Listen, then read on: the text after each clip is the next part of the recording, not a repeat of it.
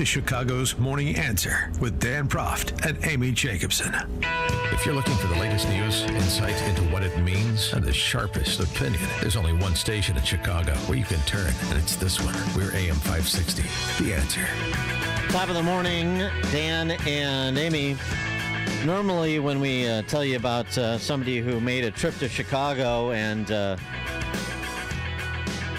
left without their car, we're talking about somebody whose car got jacked. Right. Yeah. Because I've seen them. I've met them at the pound looking for their stolen vehicles. Not in this case. This gentleman from Winnipeg, that's up there in Strange Brewland in Canada, he bought a F-150 Lightning EV in January for about $85,000 U.S. dollars. And he told Fox Business he needed the vehicle for work, but he also wanted something that suitable for recreational activities, going to the cabin, going fishing, taking a family trip to Chicago, for example. But something happened on the way back from Chicago. For more on this, we're pleased to be joined by the gentleman in question. Dalbir Bala is the owner of Altoba Freight Systems. He lives in Winnipeg, Manitoba. Dalbir, thanks for joining us. Appreciate it. Oh, thanks for having me, Dan. Amy, thanks for having me. So tell us about your strange trip, long, strange trip from Winnipeg to Chicago in your spanking new F-150. Yeah, that was... so we planned this trip with a couple of my other friends and families. We were three families. And first of all, it took a few months to plan this trip. And actually, we were going to Wisconsin Dells. There was a water parks there, taking kids for those. So we have to spend 3 days there, and then I'm going to continue on to Chicago for another 3-4 days. And so I was driving this truck in a city for like kind of 3 weeks now, and I was getting around 450 kilometers with one charge. So with that, our first stop, first day when we started on Thursday, July 27th, we had to get to Wisconsin Dells. That's about 1,050 kilometers from Winnipeg. So we planned this, that we're going to charge it 2 times, 350 kilometers, Winnipeg to Fargo, another 350 kilometers, that's close to Minneapolis. So we decided to stop in Albertville, Minnesota, and we will be in Wisconsin Dells, and then there are charges in our resort over there. So we already searched where we had to charge. So we found the charger in Fargo where we had to stop. That was planned, and we had the charger we marked in Albertville, Minnesota parking lot, that outlet parking lot, and there we have to charge, and it was already planned. So to my surprise, when we started, first surprise was it was the first time I took this truck on the highway. I was driving only in a city around, and I was getting that range for the mileage. But Fargo is 240 kilometers from my place where I live. So that's about like 210 miles, right? We got to do the metric conversion here. 210 miles. Yeah, 210 miles. Yeah. So when I got to Fargo, where we had to that stop plan for charging, we had only, I think 15 kilometers remaining on the, driving range. So we barely made it. So that shove off 100 kilometers range of driving on a highway, then actually 450, actual advertised, range on this truck is 515 kilometers. Really? But actually it never went over 450 with me, and I was still be okay with it, because we're not going to drive more than 450 kilometers, because my cabin is 220 kilometers from my place, and places we go to around Winnipeg on a regular basis are nothing more than 200 kilometers where we go to. So it's okay if we are getting 450, 500 kilometers with one charge, we'll be able to make our things work. And another surprise when we got to Fargo, the charging cost was, it took 2 hours and 5 minutes to charge the truck. The charger was the level 3 charger, in West Acres Mall parking lot. And it took 2 hours and 5 minutes to charge the truck and cost me $56. That was like first surprise and shock for me. Mm-hmm. What? Because it's more than, because I have a SUV XC90 Volvo, I have a RAV4 hybrid Toyota at my place, and I still have my old pickup 2018 Sierra GMC. I still drive it.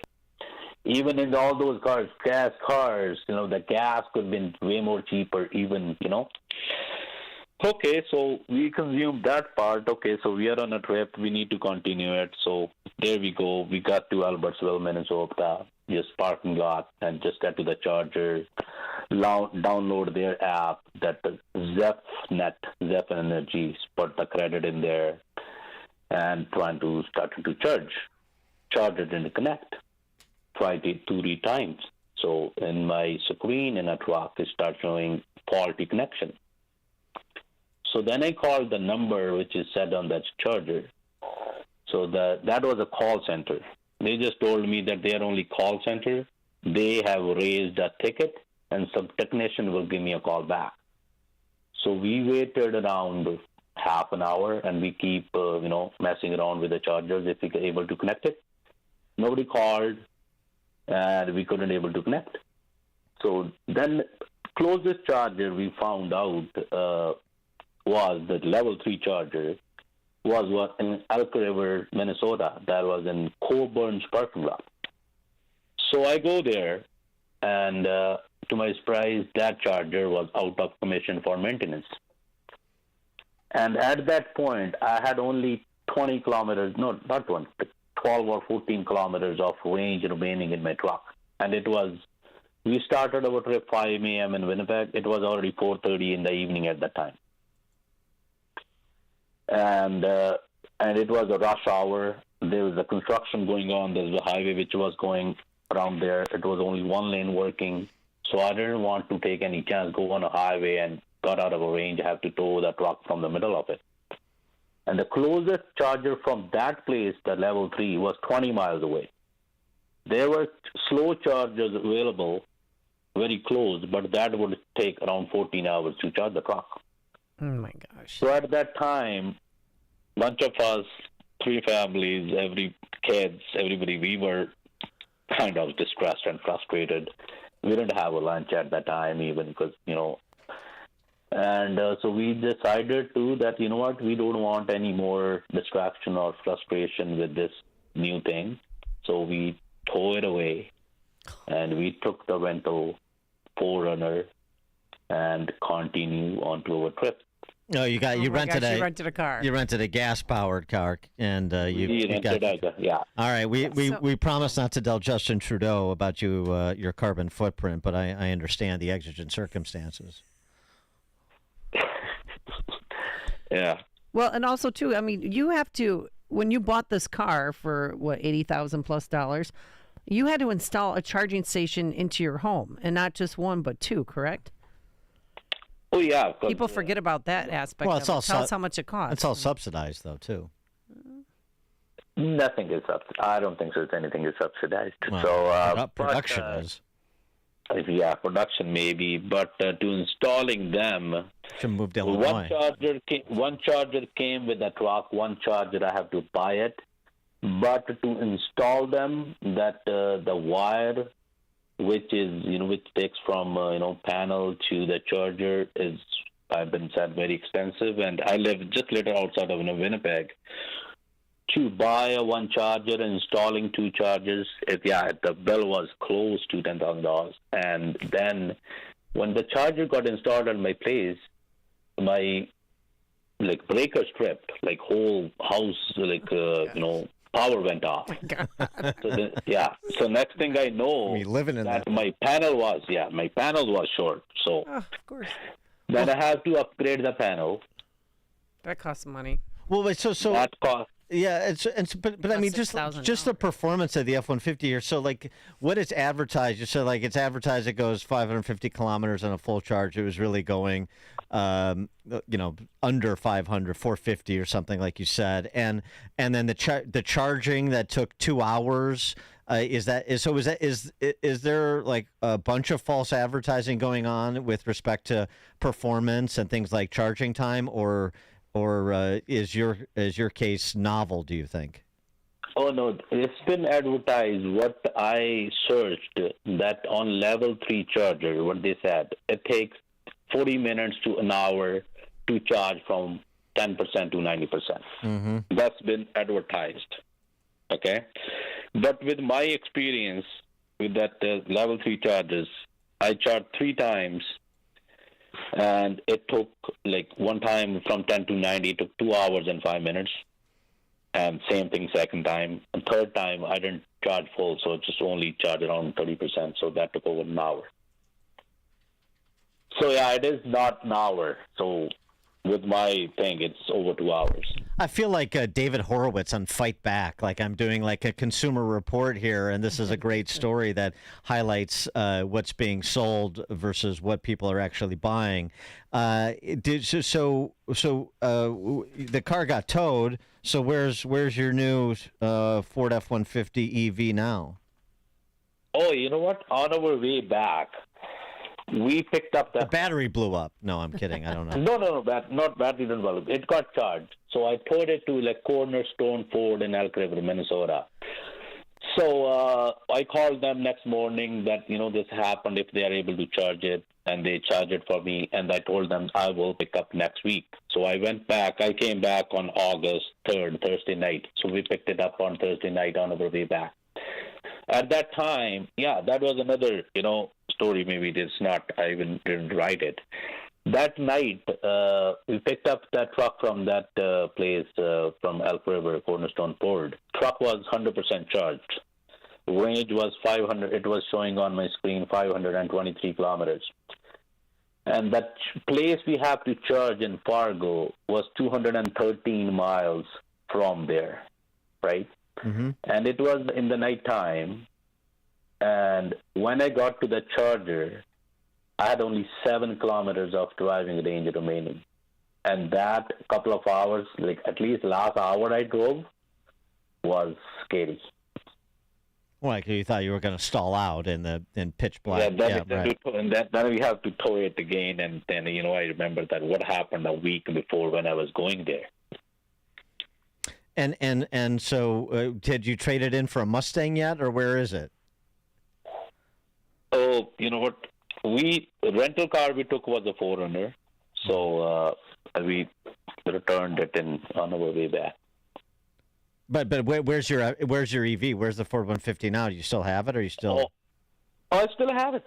Okay. I still have it. I still have it because one thing is, I bought in January 2023, like second week of January, and so it got after a couple of weeks, it got rear-ended for a little, slip down. It broke a bumper and light assembly and a few little things. But due to the parts shortage and all that stuff, it took over 5.5 months to get it fixed. And with the panel upgrade, with the chargers, with the 6 months of payments I made, I already spent over $30,000 on it, right? So I asked my dealer if I need to sell it, so it will sell at least $15,000, $20,000 less than original price. Right. If I need to sell it now, I will lose $50,000.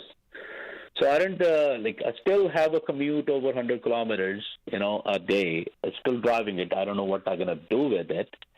But now this news has gone a little bit, everywhere. Are you hearing stories from? Are you getting feedback from other Ford 150 EV owners about similar circumstances, similar problems? Oh yeah, quite a few of them. Ford 150, not even only Ford F-150s, but all EVs. Mm-hmm.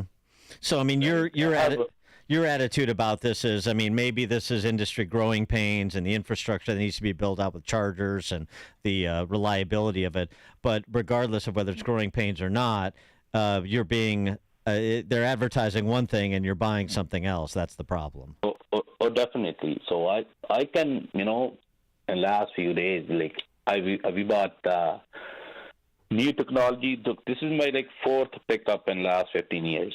I'm in trucking, so we need my pickup truck for my trucking needs. And I have a cabin. We go hunting, fishing, and we love to camp, right?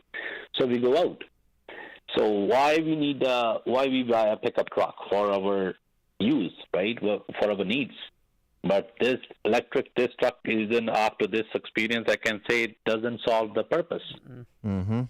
He is Dalbir Bala, owner of Altoba Freight Systems in Winnipeg, Manitoba. Dalbir, thanks so much for joining us. Sorry about your Chevy Chase experience there with the Ford F-150, but we appreciate you sharing the story. Thanks so much for your time. Thank you, Dan. Thank you. Thank you. And he joined us on our turnkey.pro answer line. This is Chicago's Morning Answer. Your show keeps me alive during the week. There's nobody I'd rather listen to between 5 and 9 in the morning than you guys. On AM 560, The Answer.